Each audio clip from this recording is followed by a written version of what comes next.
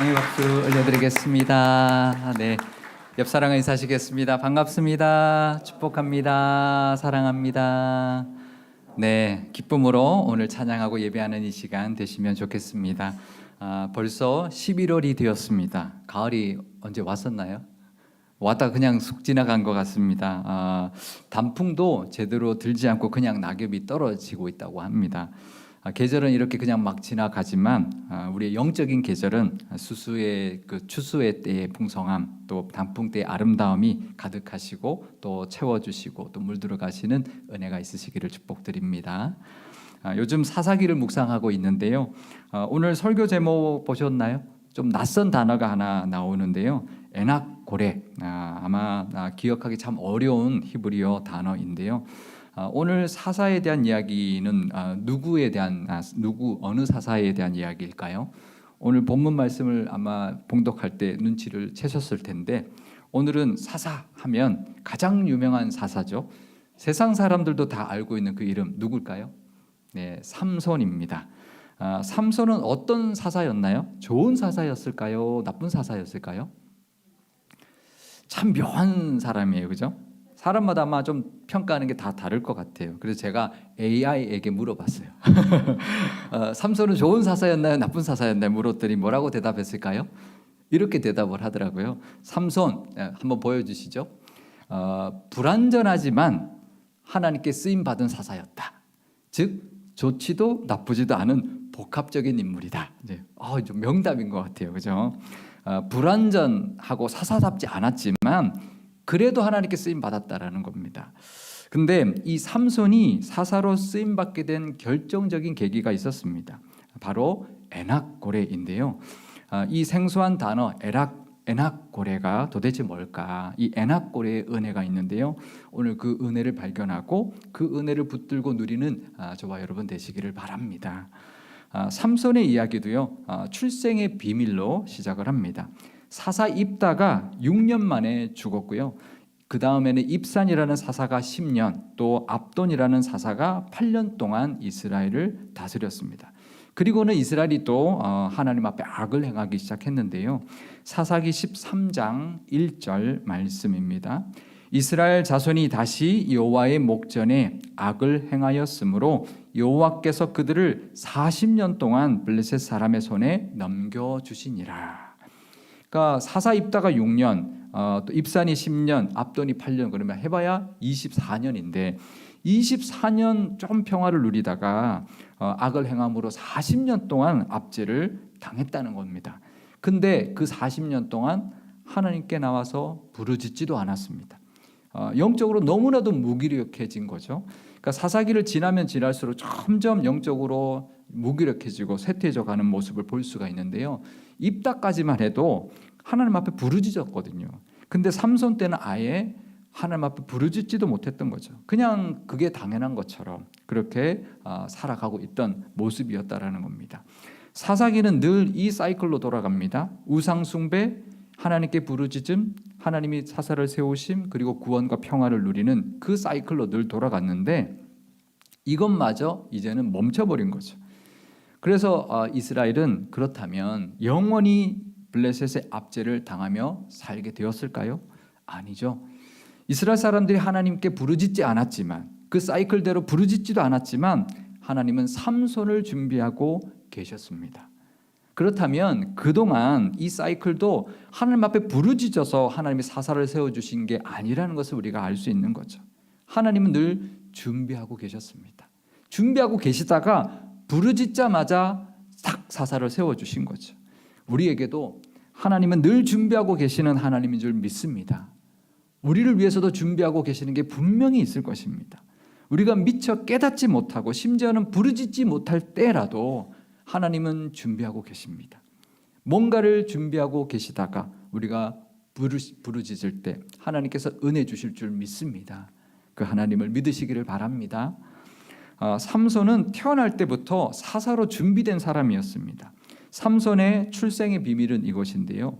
하나님의 사자가 출산하지 못했던, 그동안 출산을 못했던 삼손의 어머니를 찾아와서 출생을 알려주었고 또 나중에는 그 아버지 마누아에게까지 와서 이제 아들을 낳게 될 것이다 라고 말씀을 해주셨는데요.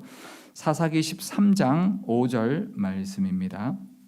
보라, 내가 임신하여 아들을 낳으리니 그의 머리 위에 삭도를 대지 말라. 이 아이는 태에서 나옴으로부터 하나님께 바쳐진 나실인이 됨이라. 그가 블레셋 사람의 손에서 이스라엘을 구원하기 시작하리라. 아멘. 그러니까 그가 삼손이 나실인이 되고 이스라엘을 구원할 사사가 될 것이라고 이미 말씀해 주신 것이죠. 그러면 이 삼손이 태어나서 자라면 나실인이 되고 또 사사로서 짠 하고 나타나서 이스라엘을 구원해야 되지 않을까요? 삼손이 태에서부터 이미 나실인으로 택함 받았고 그렇게 태어났는데 그 출생의 이야기가 지나고 난 다음에 나온 이야기, 그 다음에 이어지는 성경은 무엇을 기록해 주고 있을까요? 바로 이것입니다. 삼손이 컸습니다. 장가갈 때가 되었다는 것입니다. 근데 블레셋에 있는 딥나라는 곳에 사는 여인과 결혼을 했다는 것입니다.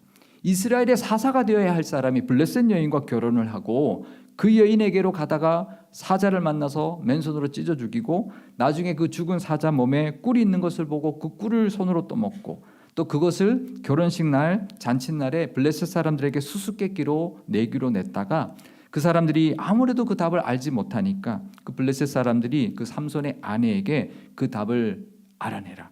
안 그러면 너희 가족을 우리가 다 죽여버리겠다. 협박을 받았고요.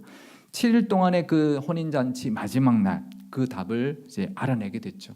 결국 그 수수께끼 내기에 지고 말았던 삼손은 내기로 걸었던 그 옷을 30벌이라는 옷을 구하기 위해서 속은 걸 알고 블레셋의 또 다른 도시 아스글론으로 가서 30명을 쳐서 죽이고 그 옷을 빼앗아서 사람들에게 그것을 주고는 그냥 집으로 가버렸습니다. 결국 결혼은 그렇게 끝나고 말았는데요. 나중에 다시 그 처가에 가봤더니 그 아내는 이미 다른 남자에게 시집을 보낸 후여서 이 삼손이 그 보복을 합니다. 미리 그때가 밀을 추수할 때였는데 여우 300마리를 잡아서 그 꼬리에 횃불을 달아서 블레셋 사람들의 밀밭을 다 태워버렸습니다. 이런 모습을 보면 삼손이 블레셋을 치고 혼내주고 이런 모습이긴 한데 과연 이게 사사로서 한 일이었을까요? 아니죠. 사사로 한 일이 아니라 그냥 힘이 센 이스라엘 사람이 블레셋 여인과 결혼하려고 했다가 벌어졌던 일이고 또 그걸로 블레셋 사람을 죽였고 보복을 했다. 뭐 그 정도밖에 보이지 않는 일이었죠. 게다가 이 삼손은요 사사가 되기 이전에 사사 이전에 이미 나실인이었어요. 평생을 나실인으로 살았습니다.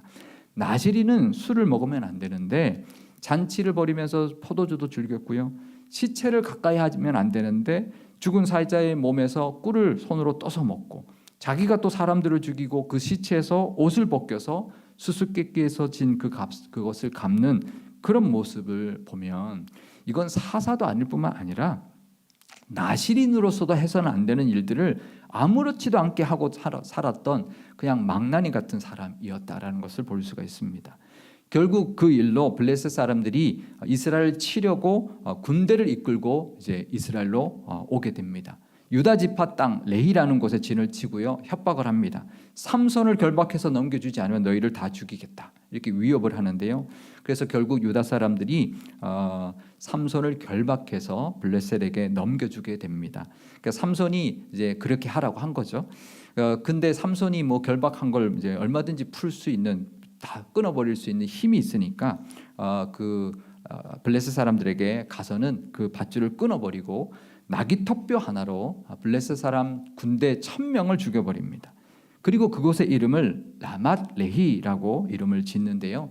이게 무슨 의미일까요? 이때 삼손의 마음, 이때 삼손의 영적인 상태를 한번 판단해 보시기 바랍니다. 이 말씀으로 한번 판단해 보시기 바랍니다. 사사기 15장 16절에서 17절 말씀입니다. 이르되 나귀의 턱뼈로 한 더미 두 더미를 쌓았으며 나귀의 턱뼈로 내가 1000명을 죽였도다 하니라. 그가 말을 마치고 턱뼈를 자기 손에서 내던지고 그곳을 라맛 레히라 이름하였더라. 어떤가요? 라맛 레히는요 턱뼈의 산이라는 뜻입니다. 그러니까 이게 무슨 뜻인가요? 이곳이 턱뼈의 산이다. 내가 죽였다 이렇게 말하죠. 내가 나귀 턱뼈 하나로 1000명을 죽였다. 그리고 그 시체로 산을 만들었다. 자랑스러워하는, 자기를 높이고 자랑스러워하는 그런 모습인 거죠. 근데 14절에 보면 분명히 하나님의 영이 삼손에게 갑자기 임했고 그래서 밧줄을 끊고 1000명을 죽였다고 기록하고 있는데 이 삼손은 하나님께 감사하지 않았습니다.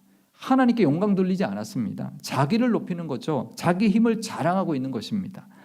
이때까지만 해도요, 삼손은 하나님이 주신 거잖아요. 그 힘과 능력 주신 건데 자기 것인 줄 알고 자기 마음대로 하며 살았던 그냥 힘센 망나니 같은 사람이었습니다.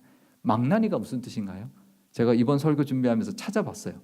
막 난 사람, 막 그냥 태어난 사람.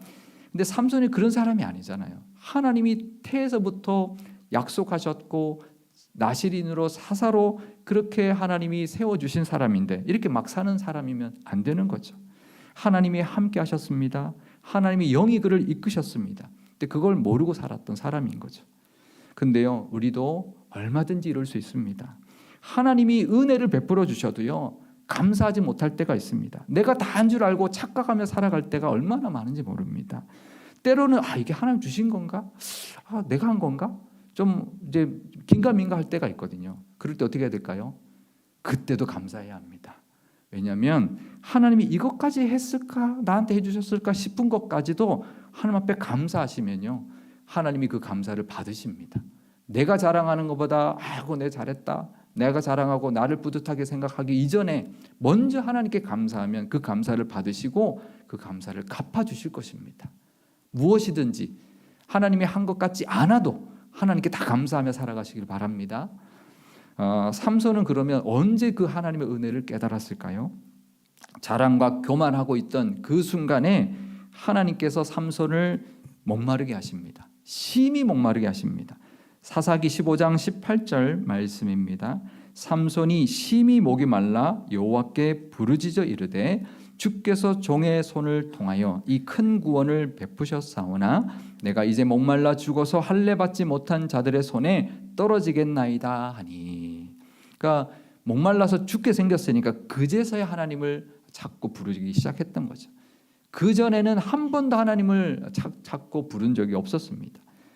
그제서야 하나님이 자기의 손을 통해서 구원을 베푸셨다고 고백하고 있는데요, 자기의 손으로 누구를 구원했나요? 이스라엘을 구원했나요? 자기를 구원한 거죠, 그죠?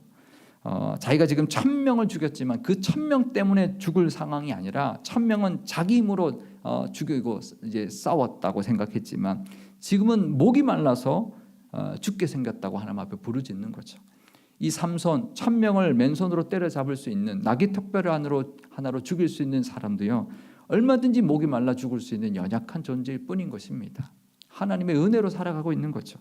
마치 요나가 니누의 성에서 박넝쿨이 뜨거운 햇살을 막아줄 때는 너무 좋았는데 그 박넝쿨이 시들고 나니까 그 뜨거운 햇볕에 죽게 생겼다고 하나님 앞에 살려달라고 하는 그 모습과 같은 그런 연약한 모습이 이 삼손에게도 있는 것입니다. 손으로 사자를 때려잡고 나귀 턱뼈 하나로 1000명을 죽여도요, 얼마든지 목말라 죽을 수 있는 사람인 거죠. 근데 그때 하나님이 그 삼손의 부르짐을 듣고 어떻게 하셨을까요? 거봐라, 야 너가 그렇게 약하면서 뭘 그렇게 널 자랑하냐 그러셨을까요? 아닙니다. 기다렸다는 듯이 물을 터뜨려 주셨습니다. 물이 솟아나도록 하시고 그 물을 마시고 삼손이 살아나게 하셨습니다. 그때 삼손이 이 고백을 합니다. 사사기 15장 19절 말씀입니다.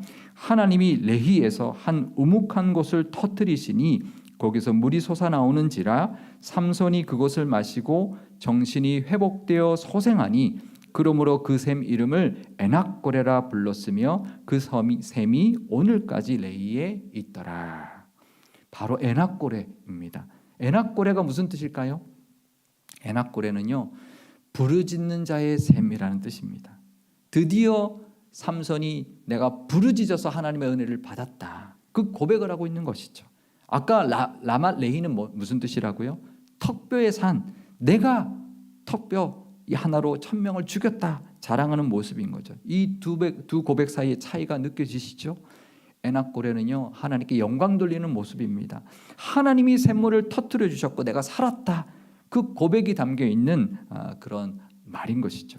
이 삼손에게 이 에낙고레는요, 삼손이 사사로 변화되는 결정적인 계기가 되었습니다. 그래서 바로 다음 절 20절은 이렇게 기록해주고 있는데요. 블레셋 사람의 때에 삼손이 이스라엘의 사사로 20년 동안 지냈더라. 그러니까 이 고백 이후에 삼손이 사사가 된 것입니다.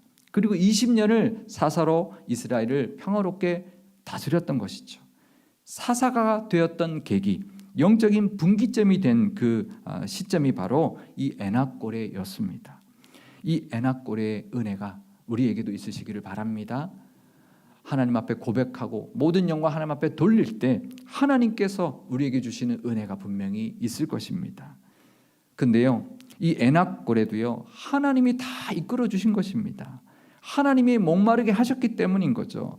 여기서 목이 말라 죽을 지경이 되지 않았다면 이 삼손의 인생은 어땠을까요? 그냥 라말레이 인생으로 끝났을 겁니다.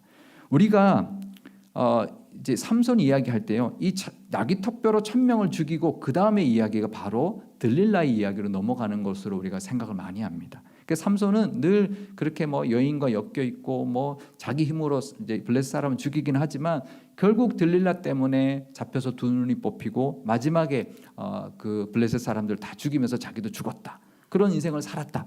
이렇게 우리가 생각할 수 있는데 요 20절을 그냥 넘어가면 그렇게 되는 거예요. 20절에 20년이 담겨 있습니다. 그 20년 동안 사사로 있었던 것, 그것을 우리가 놓치면 안 되는 거죠. 분명히 이 에낙고레의 은혜가 없었다면 그냥 라말레이의 인생을 살다가 죽고 말았을 겁니다. 이 삼손은 그렇게 인생을 살다가 죽는 그런 인생으로 전락하고 말았을 텐데, 근데 그 순간 하나님이 목마르게 하신 것이죠. 블레셋 사람을 1000명을 죽였지만 목이 말라서 죽을 상황을 하나님이 만들어 주신 것이죠. 왜 그 상황을 허락하셨을까요? 요놈, 괘씸한 놈 한번 목말라 죽어봐라, 그런 뜻일까요? 아니죠. 은혜였습니다. 은혜입니다. 목말라 죽을 것 같은 상황을 주신 것은 하나님의 은혜였습니다. 삼손이 그냥 더 이상 망나니로 살지 않도록 하시기 위한 은혜, 자기 힘을 자랑이라며 살지 않도록 주신 은혜였습니다. 이제는 그 힘으로 이스라엘을 구원하고 이스라엘을 평화롭게 다스리는 사사가 되려고 주신 은혜였습니다. 우리는요, 시련이 있으면 시련만 봅니다. 근데 그게 은혜인 것을 알아야 합니다. 하나님은 우리를 다 아시고요, 우리의 아버지가 되십니다. 그 시련을 통한 하나님의 뜻이 있습니다. 그 시련을 왜 주실까요? 그 시련 이후에 주실 하나님의 복이 있기 때문에 주시는 것입니다. 우리도 이 에낙고레의 고백이 있으시기를 바랍니다. 하나님께 부르짖는 시간이 되시기를 바랍니다. 부르짖는 자의 샘의 그 은혜가 우리에게도 반드시 있을 것입니다. 목말라서 부르짖는 그 삼손에게 샘을 터뜨려 주셨던 것처럼 우리에게도 터뜨려 주실 은혜를 예비하고 준비하고 계실 것입니다. 위기와 시련 때문에 죽을 것 같을 때 있습니다.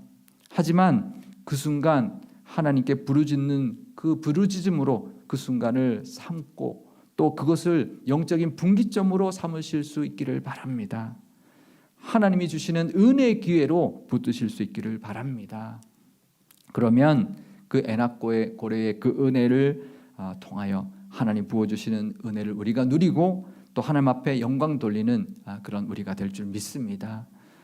하나님께서 주시는 그 고난의 때 분명히 하나님이 에낙고레로 하나님께서 은혜를 이끄시는 그 기회라는 것을 기억하면서 하나님 앞에 감사하시고 하나님 앞에 나아가시는 저와 여러분, 부르짖는 저와 여러분 되시기를 바랍니다. 삼손의 이야기는 들릴라의 이야기로 더 많이 기억을 합니다. 근데요, 삼손이 들릴라 때문에 그 생을 비참하게 마감했지만 이 20년의 은혜의 때가 있었다라는 것을 우리가 놓쳐서는 안 될 것입니다. 그 은혜의 기회로 사사의 역할을 잘 감당했고 그 덕분에 이스라엘은 20년의 평화를 가지고 누렸습니다. 우리도 이 삼손의 에낙고레 은혜와 고백이 있으시기를 바랍니다.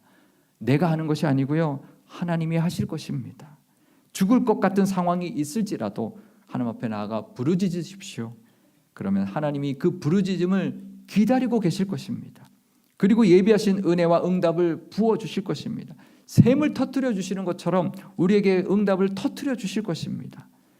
그 위기가 에낙고레의 그 은혜로 변하게 될 것이고 평화와 은혜의 시대를 열어줄 것입니다. 영적인 분기점의 그 은혜, 에낙고레의 은혜가 가득한 우리 교회와 모든 성도님들 되시기를 주님의 이름으로 축원드립니다. 마지막으로 이 말씀 우리 함께 읽으면서 고백하고 붙드실 수 있기를 바랍니다. 함께 이 말씀 읽겠습니다. 환난 날에 나를 부르라. 내가 너를 건지리니 내가 나를 영화롭게 하리로다. 아멘. 기도하시겠습니다. 우리를 위해서도 늘 준비하고 계시는 하나님 아버지, 우리도 때로는 내 자랑과 내가 잘해서 잘 살고 있는 줄 착각하며 살아갈 때가 너무나 많이 있습니다. 하지만 우리가 얼마나 연약하고 은혜 없이는 살 수 없는 존재임을 늘 잊지 않고 고백하게 하옵소서. 우리도 라말레이같이 교만해지다가도 하나님께 부르짖지 않으면 살 수 없을 때를 만날 때가 있습니다. 그때 얼른 하나님께 나아가 부르짖게 하시고 기다렸다는 듯이 샘물 터뜨려 주시는 그 하나님의 응답을 누리며 살게 하옵소서. 그래서 우리도 늘 에낙고레의 그 믿음의 고백 있게 하시고 오히려 그 위기가 은혜의 기회로 삼게 하옵소서. 죽을 것 같은 상황은 에낙고레의 은혜를 주시기 위해서 허락하신 하나님의 섭리임을 잊지 않게 하옵소서. 그 에낙고레의 고백 이후에 20년의 평화가 있었던 것처럼 우리도 그 응답의 은혜를 누리게 하시고 나뿐만 아니라 그 은혜를 나누고 그 복을 흘려보내는 사명도 감당케 하옵소서. 환난의 때에 하나님을 부르면 하나님이 듣고 건지시며 하나님을 영화롭게 하는 그 기회로 삼아 주실 줄 믿사오니 그 은혜로 늘 하나님을 높이고 하나님의 능력과 선하심을 이 세상에 전하며 살아가게 하여 주옵소서. 우리 구주 예수 그리스도의 이름으로 기도드리옵나이다. 아멘.